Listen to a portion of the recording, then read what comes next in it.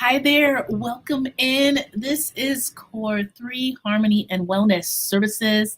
I so appreciate your time. I so appreciate your attention. I am excited to be here with you today to speak on to speak on emotional eating and a little bit of food for thought. But before we get there, introductions. My name is Megan. I am the creator and founder of Core3 Harmony Wellness Services. Here at Core3, we provide services in 3 areas. That is music therapy, coaching, and counseling. We provide services in person if you happen to be around our office location area, as well as via telehealth. Today, we will be discussing the wide variety and ways in which one may become an emotional eater and how to manage it if you indeed happen to find yourself being an individual that does so, or you know someone that has struggled with their eating in some capacity. First of all, I appreciate those of you who are subscribers. Thank you so very much for continuing to hang in there and stay with me throughout this journey. I so appreciate you. For anyone who happens to be watching and you're not a subscriber, I would so appreciate it if you would please subscribe. Help support us here on the channel. Please lean in, listen in, and become informed, inspired, and uplifted with the information and content that we're sharing. My goal is to go live every Tuesday at noon Pacific Standard Time. Each week we'll cover a different variety of topics. Some things I bring forward that I see that are resonating across the board with a variety of different people I'm working with. And some things I'm just, as I continue to learn and read, I'm like, wow, this would be, this has been so impactful for me.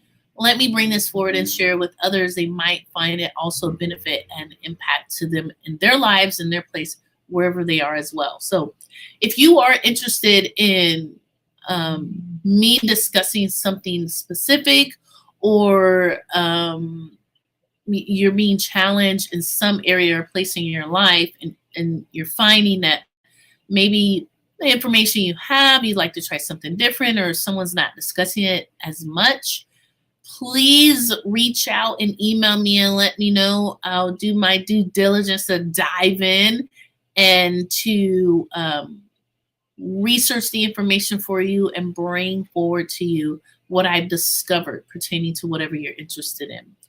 Do know that a description on how to reach and contact me is in the description box below. And that's all there for you if you do have something that you would like to contribute to, or a topic that you would like to see us discuss here on our channel. So, as human beings, we have unique and very interesting ways in which we can discover ways to cope and manage with a variety of things in life. Some of those across the spectrum of things that we utilize to cope with happen to be also as well as food. And I've had occasions where I've been working with individuals, particularly what's come up has been binge eating.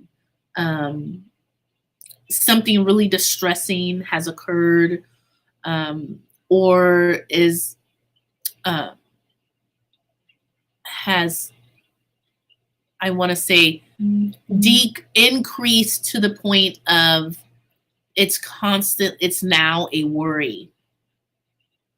Individuals will find themselves binge eating, and just feeling absolutely horrible with themselves afterwards, and in their behavior and their actions of just this overconsumption of food.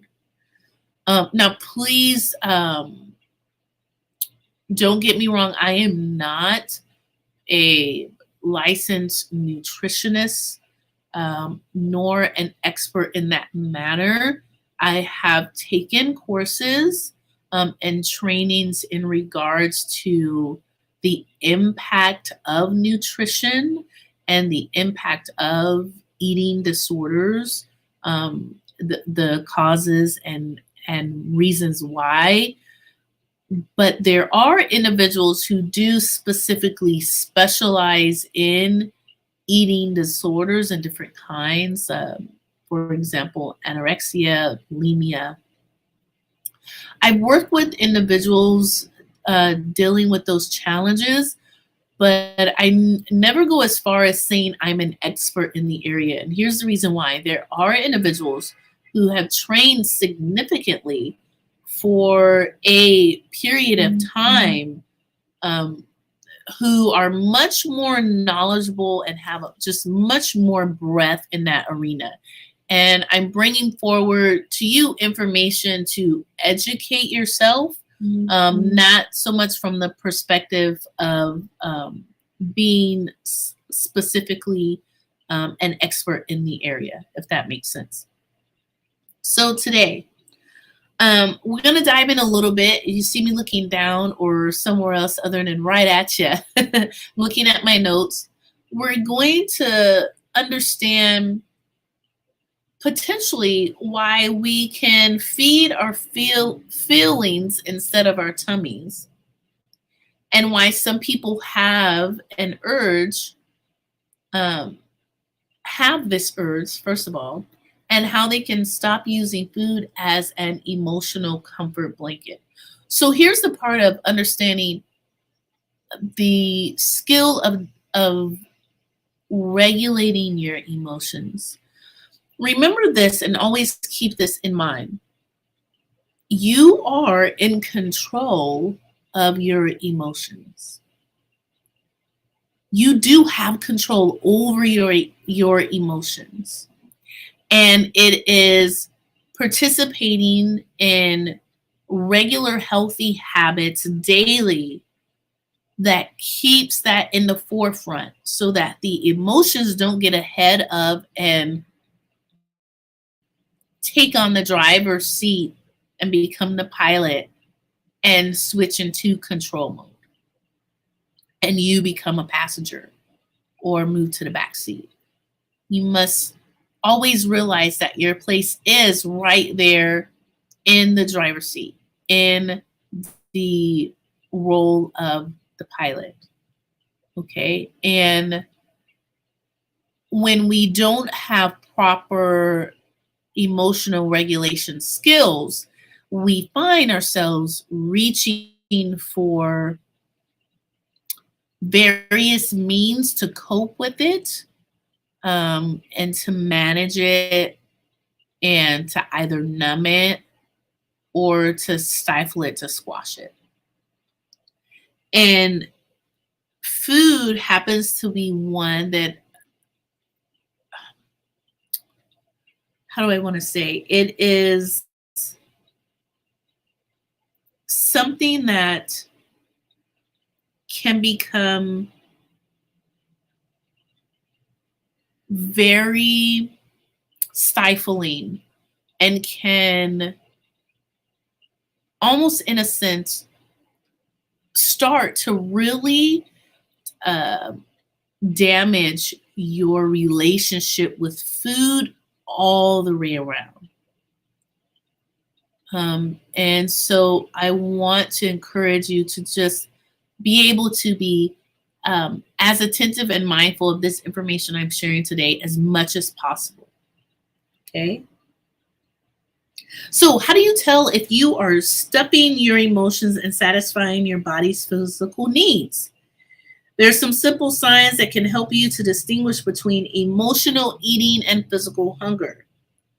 When emotional hunger rumbles, we often crave food that is high in, get this, listen to the foods we're craving. They're high in carbohydrates, fats, and sugars. Examples are pizza, cookies, potato chips. These boosts, now get this, there's a reason behind this. It's not just how they taste, but check out what's happening. These boost serotonin and dopamine levels, which increase the feelings of pleasure in the brain. An addiction of any kind, whether that is a substance or food or other things, is a problem and a disorder within the pleasure center of the brain. Why? Because when we reach for that thing, whatever it happens to be, and in this case today we're talking specifically about food, it provides us a brief temporary hit of reward, of feel good. Right there, we're doing the exact opposite of what we need to do at the time, and that is actually feel the feelings that we are having, and not trying to cover them up, not trying to make them go away, not trying to minimize them. Okay. Cravings for these foods, they come on suddenly, and you feel the need for instant satisfaction. They become all you can think about, the only thing that will meet your need. You eat the food quickly without paying full attention, engrossed in the feeding frenzy and forgetting even to come up for air. I've had some people share this with me. It's like when I'm like, focus on your breath, and they're like, I notice I'm not even breathing. You make your way through an entire pack of chips or cookies. And then comes the shame and the guilt, and you try to hide the evidence. You find yourself feeling worse than you did before, and still not satisfied. And you keep munching and munching and munching. So the self-destructive cycle continues. Now, that is emotional hunger. That's emotional hunger pains. This is physical hunger pains. Noticing the difference. Physical hunger pains is the body's way of saying that you need more energy.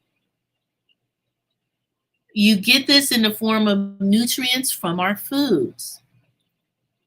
To recognize this type of hunger, you have to listen to your body for signs that come on, get this, gradually. The growling noise of your stomach, the feeling of weakness or lightheadedness. When you do eat, you don't crave, check this out, you don't crave specific foods. And you have the ability to satisfy your hunger and stop when you are full. And you do not feel bad after you have eaten. Okay? So why do we comfort eat? No one is born to comfort eat. It's an early learned behavior that becomes a habit.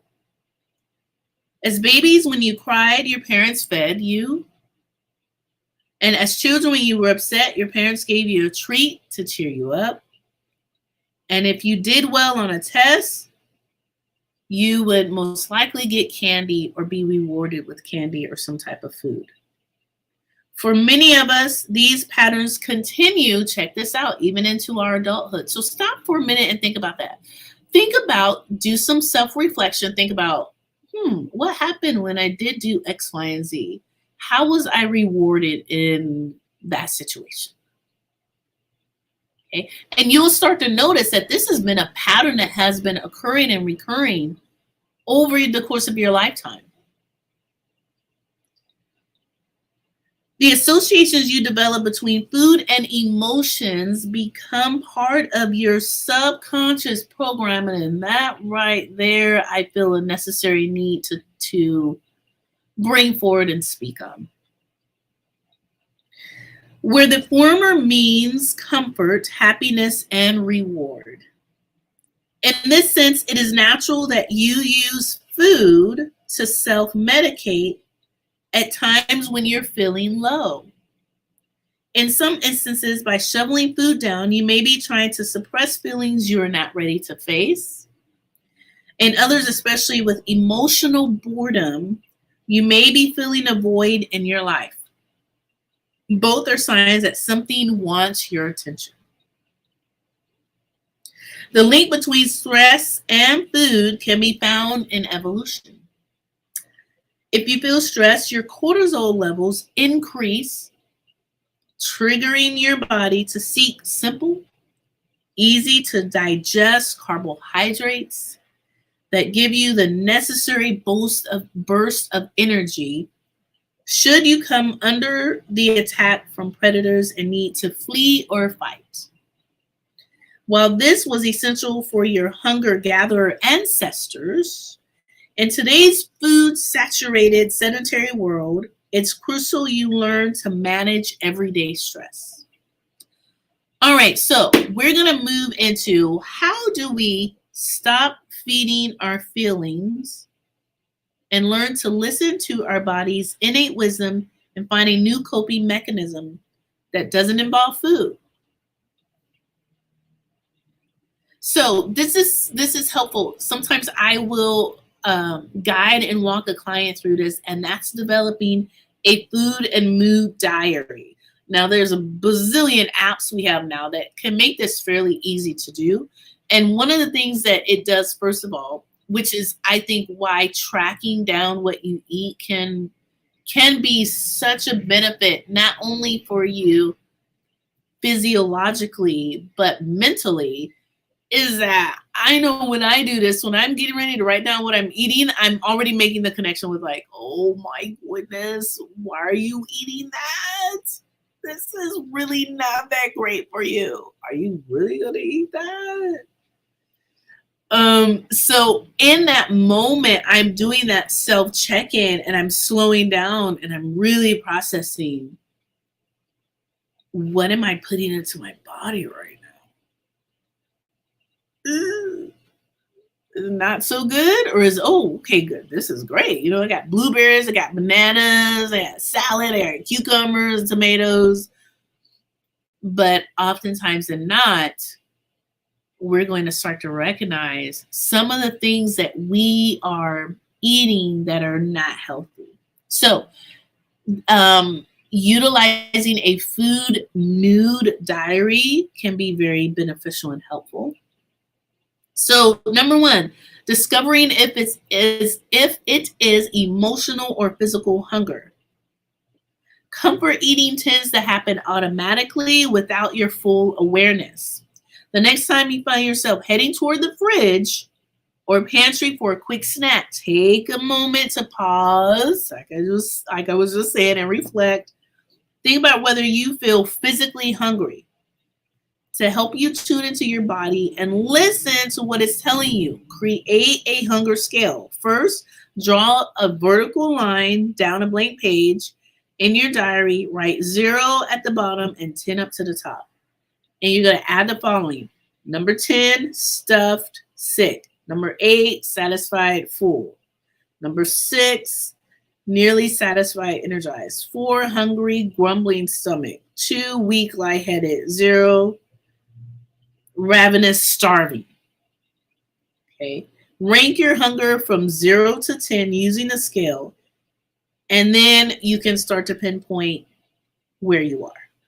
Okay. Number 2, identify the emotional trigger.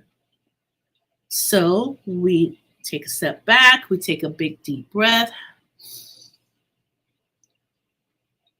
Exhale.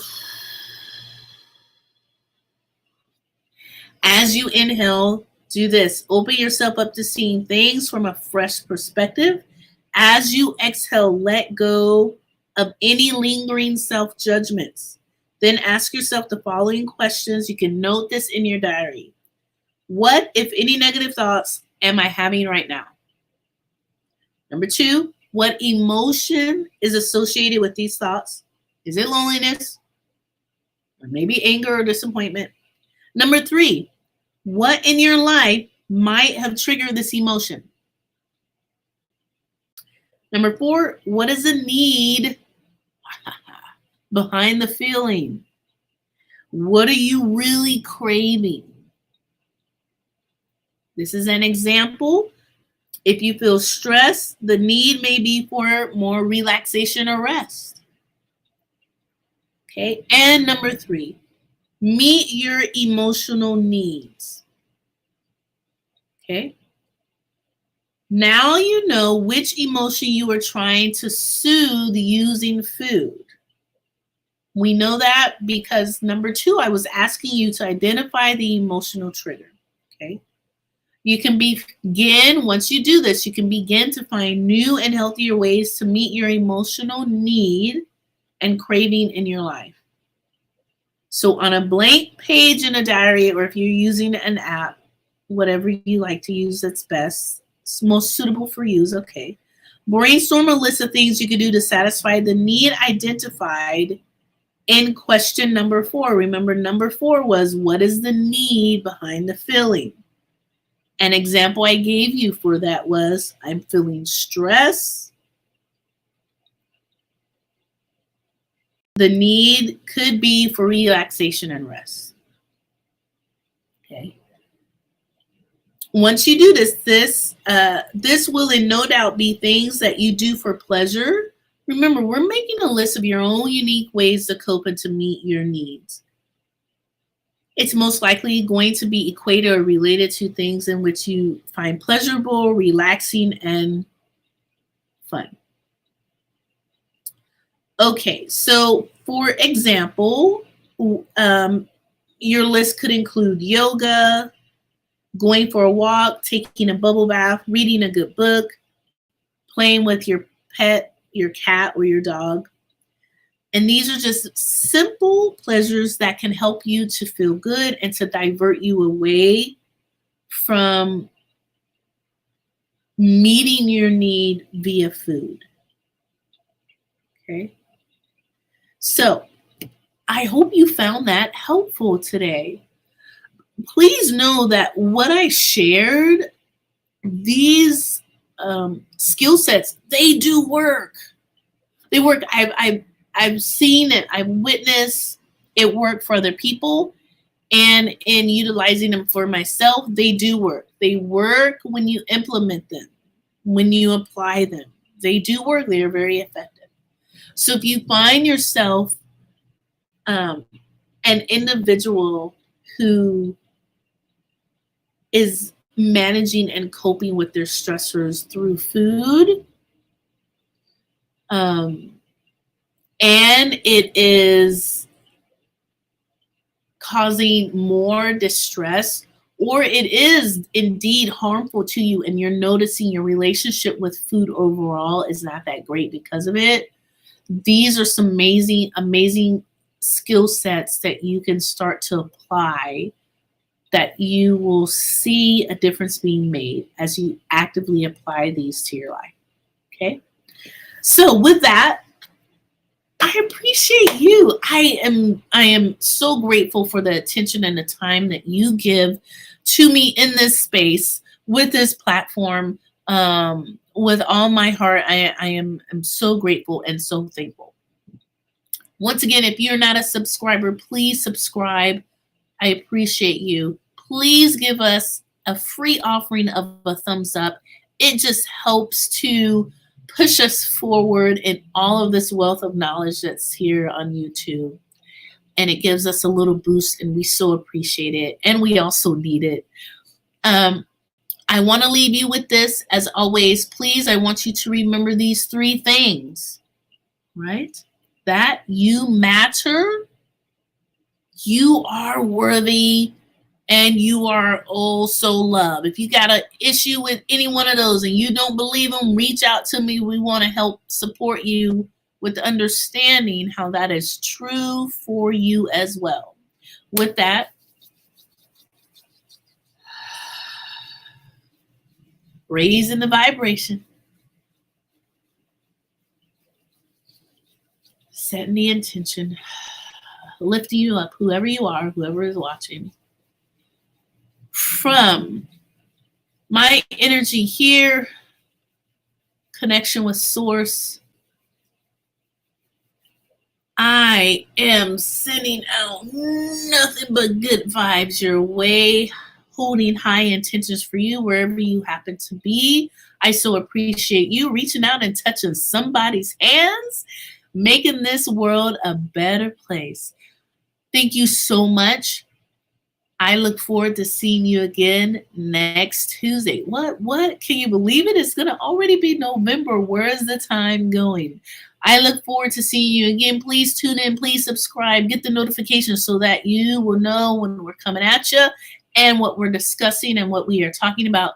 Many blessings to you. I hope you have a beautiful, wonderful, amazing week as we draw October to a close.